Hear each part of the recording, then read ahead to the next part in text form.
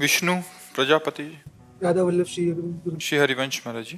गुरु जी कोई ऐसा उपाय बताइए जिससे व्यर्थ का चिंतन हट जाए महाराज जी और केवल प्रभु का ही चिंतन रहे। तो हम तो उपाय तो बता रहे, राधा राधा राधा राधा राधा राधा।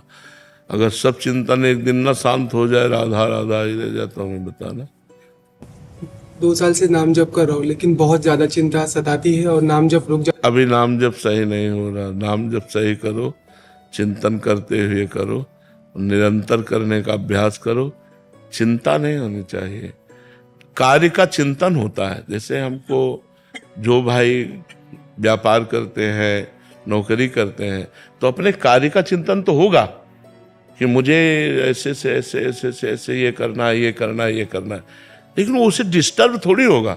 डिस्टर्ब होने के लिए जो हमारे पक्ष हैं, उनकी मजबूती के लिए उसको सत्संग मिला हुआ है, वो भजन करता है कि यार अगर ऐसा हुआ, निगेटिव मान लो मन ने फेंका कि ऐसा हुआ, तो पॉजिटिव तुरंत विवेक ने कहा कि भगवान है ना, किशोरी जी है ना, वो संभालेंगे ना, फिर वो शांत हो गया। तो संसार भक्त को संसार का चिंतन नहीं होता, ऐसी बात नहीं। हमें जो कार्य करना है, अगर उसका चिंतन पहले से नहीं करोगे तो कार्य कर ही नहीं पाओगे आप। कोई भी कार्य होता है तो उसको पहले अपने दिमाग में कर लिया जाता है, ऐसे वहां से वहां जाना, वहां से ऐसे ऐसे करना, पूरा कर लिया, फिर उसको हम प्रैक्टिकल में करते हैं। पहले उसको अपने दिमाग में करते हैं, तो दिमाग में तो करना ही पड़ेगा। अगर आप उसका कार्य का चिंतन नहीं करेंगे तो कार्य में परफेक्ट हो ही नहीं सकते। रसोई बनाने के पहले तुम्हारे दिमाग में रसोई बन जानी चाहिए कि आज हमको क्या बनाना है, कैसा बनाना है, कितना मसाला डालना है, क्या पूरा दिमाग में फिट हो जाना चाहिए, तब वो रसोई बढ़िया बनती है। और जो ऐसे बात करते हैं ऐसे, वो नहीं।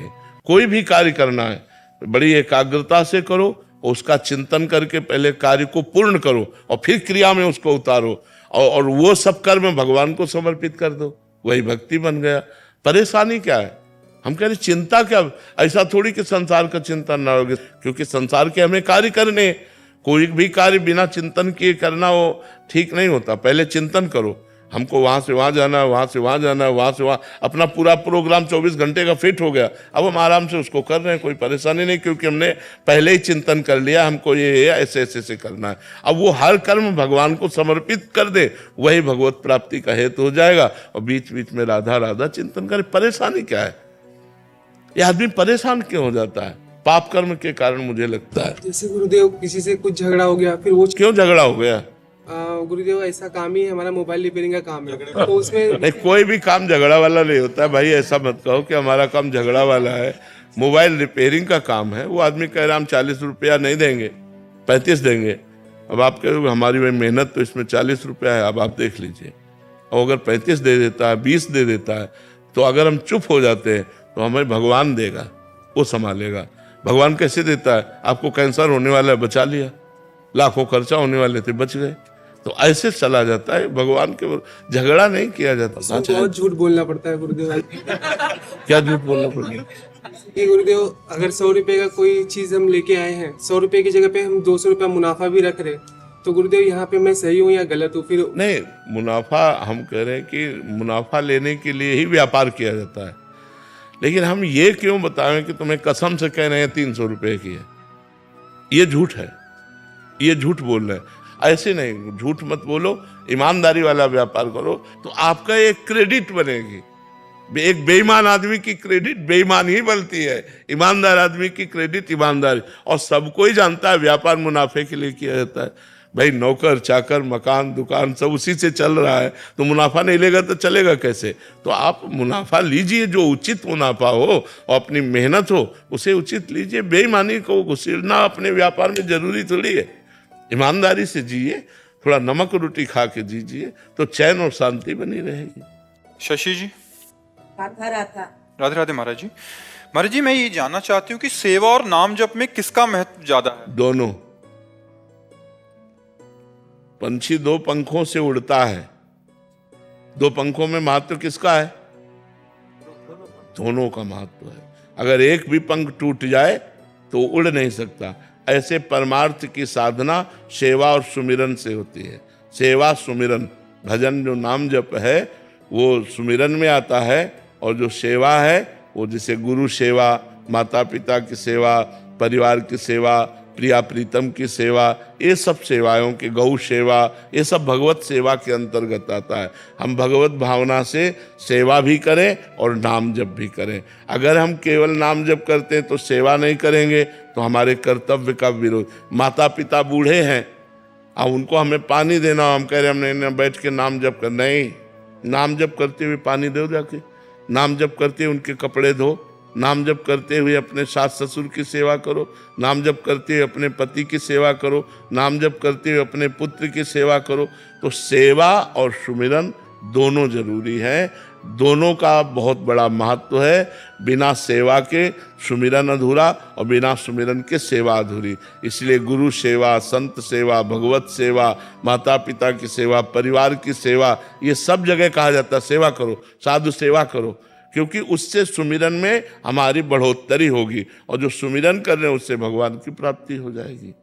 आलोक जी। राधे राधे महाराज जी। राधे राधे महाराज जी। महाराज जी, जैसे आपने पिछले वार्तालाप में बताया था कि मूल मंत्र का जाप बिना किसी दीक्षा के नहीं करना चाहिए, इस पर अमल करते हुए मुझे ज्ञात हुआ कि मेरे जैसे अनेकों संसारिक व्यक्तियों को वेदों शास्त्रों का मूल ज्ञान तो है नहीं। तो कृपया ये मार्गदर्शन करें कि हम कैसे जानें कि सामान्य रूप से पूजा की सही पद्धति क्या है और एक सामान्य ग्रस्त उसका अध्ययन। उसके लिए पूजा पद्धति के लिए तो आचार्य बने हैं ना। अब जैसे आपका ब्याह पूजन कराना है, आपका वरीक्षा फलदान अलग अलग पूजन है, आपका गौरी पूजन कराना है, गणेश पूजन कराना है, आपका लक्ष्मी पूजन कराना है, तो अलग अलग उसके सिद्धांत और पंडित हैं, उनको बुलाइए, वो आपको सिद्धांत के अनुसार पूजन करेंगे। लेकिन अपने को जो पूजन करना है उसमें प्रधानता मंत्र की नहीं है, उसमें प्रधानता भाव की है। जो आचार्य के द्वारा कराया जाता है उसमें मंत्र की प्रधानता है, और जो हम अपने भाव से अपने घर में मानो भगवान को विराजमान कर लिया, और उसमें पूजा पद्धति यही है कि उनको समय से हम स्नान करा दिए, कपड़े से पोंछ दिए, चंदन लगा दिया। अब हमें कोई मंत्र नहीं आता लेकिन भाव से हम कर रहे हैं, अगरबत्ती आरती कर दी, भोग लगा दिया, हो गई पूजा। ये अपने घर के ठाकुर की पूजा है। लेकिन जब वैदिक सिद्धांत से करेंगे तो फिर विद्वान आचार्य को बुलाकर उसके द्वारा कराया जाएगा, तो उसमें फिर मंत्रों की प्रधानता होती है। घर में जो अपने ठाकुर को विराजमान किए, इसमें भाव की प्रधानता होती है। अच्छा, मान लो आपको जल्दी जाना है ऑफिस, तो आपको भोग लगाना है, तो ऐसे भोजन लिए, वैसे दिखा दिए और जय ठाकुर जी को अपना जल्दी जल्दी पाए अपने ऑफिस से, उसमें भाव की प्रधानता होती है। लेकिन जब आप वैदिक आचार्य के द्वारा भोग लगाएंगे तब ऐसे थोड़ी होगा कैसे दिखा दे, फिर वो मंत्र के द्वारा पूरा भोग लगेगा, पर्दा लगेगा, ऐसा है। अपने भाव के अनुसार ठाकुर को घर में रिझाया जाता है। जो भी देवता देवी की आराधना करे वो अपने भाव प्रधान होते हैं, उसमें घर में भाव प्रधान होता है, और जब आचार्यों के द्वारा कराते हैं तो मंत्र प्रधान होता है। अमिता जी। राधे राधे महाराज जी। महाराज जी, आप कहते हैं कि आपके यहाँ कोई चमत्कार नहीं है, पर जब हार के कोई आपके पास आता है तो आप उसे कहते हैं जाओ प्रयास करो, तुम्हें आध्यात्मिक बल का अनुभव होगा। बाबा, आपके दरबार की, तेरे दरबार की आली नराली, वो आपने हमारे पास जो कुछ है वो राधा नाम है और राधा किशोरी के चरणारविंद हैं। उन्हीं के बल से कहते हैं आप नाम जप करो, आपका परम मंगल होगा, कि आपकी हर समस्या का समाधान हो जाएगा। आप नाम जप करो, धैर्य पूर्वक धीरे धीरे चलो, लॉन्ग टाइम तक नाम जप करो। ये नहीं कि 2-4 माला किए छोड़ दिए, हर समस्या का समाधान हो जाएगा, भगवान की प्राप्ति हो जाएगी। इससे बढ़कर और क्या है। कोई भी देखो, जैसे शरीर में दुख है हमारे, लेकिन उसकी व्यथा नहीं है, हमें परेशानियां हैं, बहुत परेशानी है। जब किडनी फेल है दोनों तो कितनी परेशानी हो सकती है, लेकिन व्यथा नहीं है, हम परेशान नहीं हैं। ये भगवान के नाम का चमत्कार, भगवान के नाम की महिमा, कि हमें परेशानी होते हुए भी परेशानी नहीं है। मरना है उसका डर नहीं है, कोई विपत्ति नहीं है, चाहे जितनी बड़ी विपत्ति हो, कोई विपत्ति नहीं है। इतना खर्चा बढ़ रहा है, किसी से मांगना नहीं है, उसकी चिंता नहीं है। ये चीजों में तो आप लोग परेशान रहते हैं ना, शरीर की विपत्ति, समाज की विपत्ति, धन की आवश्यकता, कल क्या होगा इसकी चिंता, इस सब से मुक्त करने के लिए राधा नाम है। अगर आप भगवान का नाम जप करें, अच्छा, आप लोग जो प्रभावित हो रहे हैं वो अंदर से आप जानते हैं सत्य क्या है और असत्य क्या है, पाखंड क्या है और सत्य भक्ति क्या है। आप ना जानते हो तो भी आप जानते हैं, क्योंकि भगवान के अंश है। तो आपको कहीं ना कहीं आप बैठ करके आत्म शांति मिलती है, आत्मविश्वास जागृत होता है। यही चमत्कार है कि लोग जो है, देखो सुबह जब हम आते हैं और बिल्कुल जिधर से निकलो उधर से राधा राधा की गूंज होती है और सब नाचते हैं। यही चमत्कार है हमारी श्री जी का कि सबके हृदयों को आह्लाद प्रदान कर रहे हैं।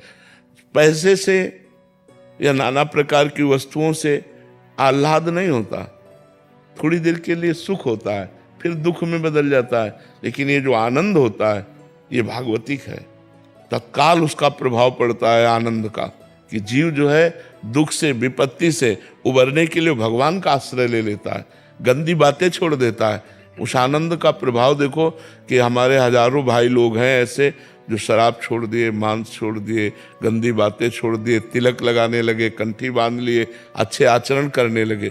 जो गंदे आचरणों में थे वो अच्छे आचरणों में आ गए। अब आप इसी को चमत्कार समझ सकते हैं, इसी को परिवर्तन समझ सकते हैं। और सबसे बड़ी बात होती है किसी जीव की बुद्धि को बदल देना, सबसे बड़ा चमत्कार होता है किसी जीव की बुद्धि को बदल देना। तो हमारी श्री जी सबसे बड़ा चमत्कार कर रही कि बिगड़ैल जितनी बुद्धि है उन सबको सुधार रही है। यही चमत्कार है वृंदावन का, वृंदावन राधा के कुंज का, कि अगर आप सुन लिए तो सुधरोगे जरूर। बहुत सारे डरते हैं कि या तो सुनना नहीं या तो सुनना नहीं, कि हमें प्रेमानंद की बात बंद कर दो, सुनना। अगर सुन लिए तो तुम्हें शराब छोड़ना पड़ेगा, मांस छोड़ना पड़ेगा, गंदी बातें छोड़ने पड़ेंगे, अच्छे मार्ग में आना पड़ेगा, नहीं तो तुम्हारे जलन पैदा हो जाएगी, हृदय जलने लगेगा और आप सुधरने लगोगे। यही बात हमारी श्री जी की है। विजेता जी दिल्ली से, शेरवंश महाराज जी। गुरुदेव भगवान, इस मृत्यु लोक में आने के बाद जिन जिन से हमारा रिश्ता बनता है, जो दुख या सुख प्राप्त होता है, उन आत्माओं द्वारा वो क्या पुनर्जन्म का रिश्ता या पूर्व जन्म का रिश्ता होता है? पूर्व जन्म का प्रारब्ध कर्म होता है। जहां हमारा जैसा कर्म है वो आकर के सुख या दुख हमको देगा। अब जैसे कर्म बिगड़ा हुआ है तो रूप में तो आएगा, लेकिन पूरे जीवन आपको क्लेश देता रहेगा। वो ऐसे आचरण करेगा कि आपको क्लेश होगा, वो आपको मारेगा, आपको गाली देगा, आपकी संपत्ति का नाश करेगा। आया पुत्र रूप में ही है, लेकिन हमारा कर्म है जो हमको दुख देने आया है, तो पुत्र रूप में आया है। ऐसे ही सुख रूप में आया है, विनम्रता, बड़ा प्यार, पूरे जीवन भर ऐसे आचरण जिससे देख देख करके सुख हो, वो कर्म। को न काहू के सुख दुख कर दाता, निज कृत कर्म भोग सुन भ्राता। हे भाई, कोई किसी को सुख दुख नहीं देता, अपना कर्म ही सुख दुख देता है। वही उनके दिमाग में सवार होकर ऐसा बोलेगा हमें सुख होगा, वही ऐसा बोलेगा हमें दुख होगा। हमारा कर्म ही हमको सुख दुख देता है। तो इसलिए हमें ये जन्म जो है राग रहित होकर के, ममता रहित होकर के, सारा ममता सारा अनुराग भगवान के चरणों में समर्पित कर दें और नाम जप करें और सबसे अच्छा व्यवहार करें। अपने पराये का भेद न रखें, सब में भगवान विराजमान है। ये अपने पराये छोटे छोटे घरों में अपने को बांट ले, ये सब अज्ञान की बातें हैं। भगवान, लेकिन मेरा व्यवहार सबके साथ अच्छा होता, लेकिन प्यार और इज्जत के लिए हमेशा तरसती हूँ। मेरा व्यवहार तो सबके लिए अच्छा होता है, बट सामने से प्यार और इज्जत के लिए मैं हमेशा तरसती रहती हूँ। नहीं, इसकी जरूरत नहीं है। दुखी हो जाओगी, परमार्थ में नहीं चल पाओगी। तुम्हें कोई प्यार दे संसार में, तुम्हें कोई सम्मान दे संसार में, ऐसी आकांक्षा रखना बिल्कुल गलत आकांक्षा है। ये घोर विष की पान करने की वृत्ति है। सम्मानम कल्याति घोर गरलम नीचापमानम सुधार। मैं तुम्हारे साथ अच्छा करूंगा और तुम हमारे साथ अगर गलत करोगे तो भी मैं तुम्हारे साथ अच्छा करूंगा। मैं आकांक्षा नहीं रखता कि आप मुझे सम्मान दें या हमें वाहवाही करें, इसलिए मैं नहीं करता। मैं आपके साथ अच्छा व्यवहार इसलिए करता हूँ कि मेरे भगवान आपके हृदय में वास करते हैं। अगर आप सम्मान, इज्जत का मतलब सम्मान ही होता है। अगर आप सम्मान चाहती हैं, आप उधर से अनुकूल बात चाहती हैं, को आपके अनुकूल चले, वो आपको सम्मान दे, तो ये मायाकृत बात है। इसमें आपको दुख होगा, जलन होगी, आप अच्छा करना भी छोड़ देंगे। अच्छा करके दूसरे से सम्मान चाहना, दूसरे से अनुकूलता चाहना, यह अज्ञान की बात है, परमार्थ की बात नहीं। परमार्थ की बात यह है कि अच्छा करके यदि सामने वाला बुरा हमारे साथ व्यवहार करता है तो भी हम अच्छा करेंगे, क्योंकि हम उसके लिए नहीं कर रहे, हम भगवान के लिए कर रहे हैं। वो व्यक्ति अपने स्वभाव से हमें गाली दे रहा है, लेकिन अगर अवसर आया तो सबसे पहले हम दौड़कर उसका सहयोग करेंगे, ऐसी भावना होनी चाहिए। ये परमार्थ है।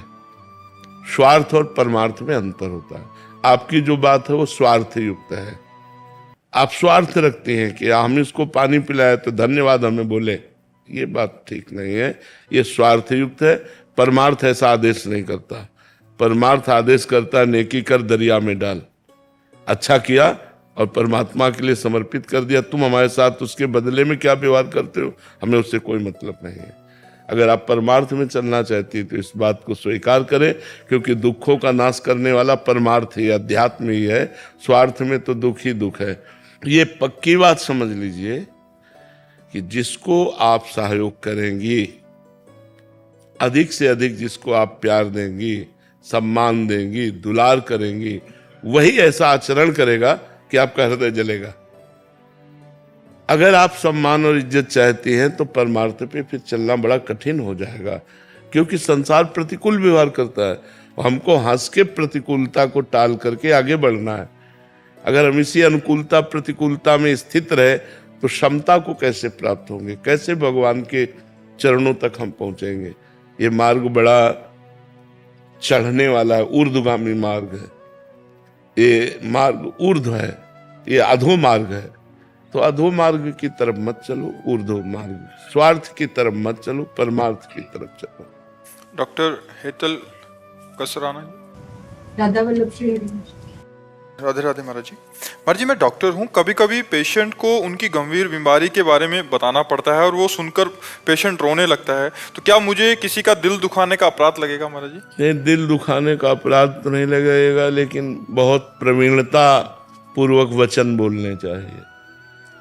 बहुत प्रवीणता पूर्वक वचन। पहली बात, यदि उस मरीज के पास कोई भी सेवा में है तो आपको मरीज से नहीं बताना है, उसके सेवा वालों को बताइए। और मरीज से बिल्कुल बात मत कीजिए कि उसको इस तरह की बात करके हम उसको एकदम दुख में डाल दें, ऐसा। अगर मरीज के पास कोई नहीं है और फिर डायरेक्ट आपको बताना है तो बहुत प्यार भरे और उत्साह भरे शब्दों में, वैसे तो आपकी रिपोर्ट में कैंसर आया लेकिन कोई खास बात नहीं है, आप बिल्कुल ठीक हो जाएंगे, बस थोड़ा सा समय लगेगा, आप निश्चिंत रहिए। मतलब वो चाहे कल मर जाए, लेकिन आपको तुरंत ऐसा उसको दुखी नहीं करना है। सबसे बड़ी औषधि होती है वचन। अच्छा, ये तो बिल्कुल नॉर्मल सी बात है, आप बिल्कुल ठीक हो। ओ, सुन के मरीज को अच्छा लगता है कि अच्छा डॉक्टर मिल गया, मतलब अब हमारा रोग नष्ट हो जाएगा। तो ये बात है। अगर आप डायरेक्ट किसी को ना कहें और उनके परिकर को कहें तो ज़्यादा अच्छा रहेगा। और जब किसी के पास कोई नहीं है तो भी बहुत मधुर शब्दों से हम ऐसे कि आपके ये कोई सीरियस मैटर नहीं, पर ऐसा है, उस पर हम दवा दे रही हैं और बहुत जल्दी शीघ्र ही लाभ आपको प्राप्त होगा। और ऐसे बहुत से मरीजों को लाभ प्राप्त हुआ और अच्छे हो गए। ऐसा कर, भले वो कल मर जाए, लेकिन हमको मधुर वचनों से बोलना है और अच्छी औषधि का सेवन करना है। अब वो कितने दिन जिएगा, लेकिन वो मर मर के जिएगा अगर हम उसको बहुत सीरियस बोल देते हैं। कि अब तो हमने ऐसे व्यक्तियों को देखा जिनके घर वालों को डॉक्टरों ने बता दिया कि अब ये कुछ दिन के रहे, लेकिन ना घर वालों ने बताया ना डॉक्टरों ने बताया, तो बड़ी प्रसन्नता से, मतलब वो सुखपूर्वक, मरना तो उनको है लेकिन उनको चिंता नहीं है। अब उनको चिंता डाल देना तो मुझे अच्छा नहीं लगता। कि आप उनके घर वालों से या उनके जो परिकर के हैं उनसे बोलो, मरीज को डायरेक्ट मत बोलो। और डायरेक्ट भी बोलना हो तो बहुत ही ऐसे सरल शब्दों में बोलिए कि उसे सीरियस ना ले पावे। जी।